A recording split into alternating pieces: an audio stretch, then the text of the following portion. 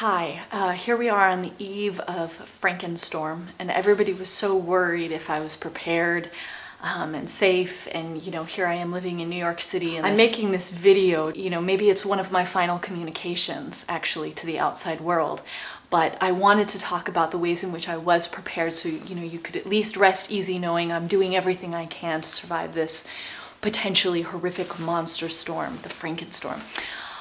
So first, I'll show you what I'm wearing. Here I have a rainproof jacket with, Velcro and things. And then I have the hood. I have a hat as well. I have the waterproof North Face pants with high vent, so if I'm running, I can still perspire comfortably. And then I've got these great boots. Hold on, I'm gonna get these in the camera for you. Boots from Hunter. Right? So I can just kind of go through rain like up to here, but even further because it's all waterproof.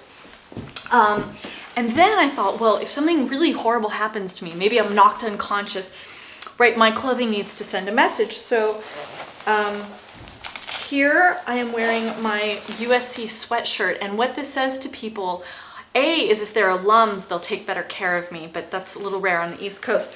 B, what it says is I came from a privileged background, I probably have money, and I'm well educated, so maybe I'll get preferential treatment in hospitals and so forth. Underneath that, as you can see, is I have a shirt that says, oh, well, there goes my hat, that says, please feed the stylist. And that's a really important thing, because if I'm unconscious, I want people to know that, yes, I want food.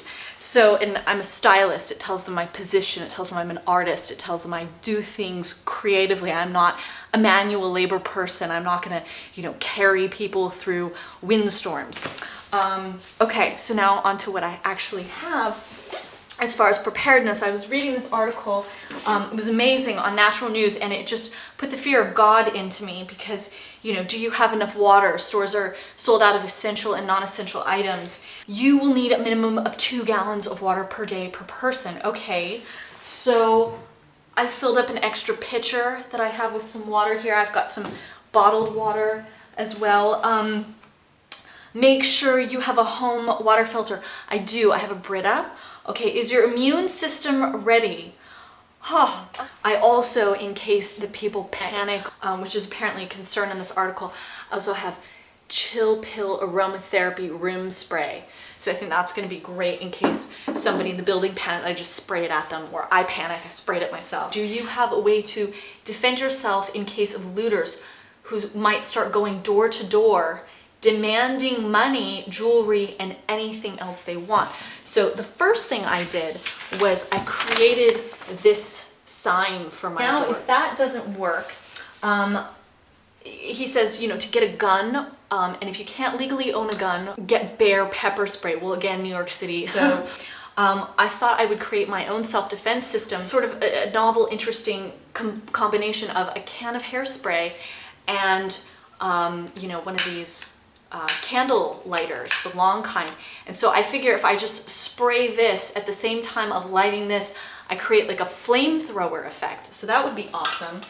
And I also, he said to have a multi-use knife. Well, I think this counts as multi-use. And self-defense, I mean, it's great. I can practice my knife throwing skills. So the other important thing is to have a variety of currencies with you. And so I have my money belt here, and that of course will go on the inside so no looters can find it. I have a $50 American bill. I have 40 euro. I have some Mexican pesos and some Colombian money that this woman wrote something nice in Spanish on for me. And I also thought, well, the dollar value is not that strong, and that's why for the other currencies it's really important. But I do have a very nice collection of shells, and since New York City was essentially bought and sold for shells, I think that these are going to come in really handy, and I have a passport, you need your passport. I have my birth certificate, because you just never know, you could have your identity stolen. I also have my records of tax returns. So, you know, I don't want to get audited. And then if I run out of food, which is possible because I do eat a lot, what I could do, and this is the perk of being a green makeup artist. We have RMS Beauty, which has organic food grade ingredients inside. So concealer or delicious snack, I don't know, you tell me. Look at this, organic bronzer. I mean, it's like a popsicle. I also have a nice hair mousse, and it's actually called Feed Your Roots. Well, you know, it's almost like cheese whiz. You're like, feed your mouth. Okay, so I have that. And, you know, some like rose day cream, that would just be lovely on a piece of 7-grain whole wheat toast. And you spread some on, maybe a little honey on top of that. Delicious and nutritious, you know, and it's very portable. Oh, Dr. Al-Qaeda's face mask. I mean, there is all kinds of berries in here. You just mix that with some greens powder, you have yourself a nice nutritional shake. Okay, but on to the more practical things past food.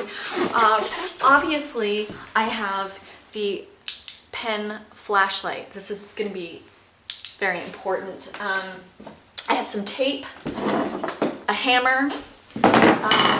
I've got safety goggles. I didn't actually have sort of like rain-proof goggles, but I do have these, and I think that they would come in handy in a hurricane. I have some face masks. I bought these for a different reason, but you know, you never know what you're going to breathe in that you don't want to breathe in. Disease. Also ice skates, because we don't know how the weather's going to go. I might need to skate my way out of here with the backpack. We also have a variety of candles, as you can see behind me, and now all the plants that I've gathered here, they're all edible plants, so this is going to be awesome. You know, just because you're in a storm does not mean that you need to eat badly. Well now, okay, which brings up another point. What really has inspired me about this hurricane is that, you know, I can do a whole tutorial on hurricane waterproof, monster storm-proof makeup, because really, I mean, you shouldn't have to give up looking lovely in the middle of a storm. Just put your face on, it stays, because you never know who you're going to meet. So stay tuned for that. It's going to be my my Frankenstorm makeup tutorial for total beauty. All right, well, I haven't actually heard any raindrops yet. I guess we're just going to bunker down. I'm going to turn off some of the lights here because I just want to, you know, save power just in case. Okay.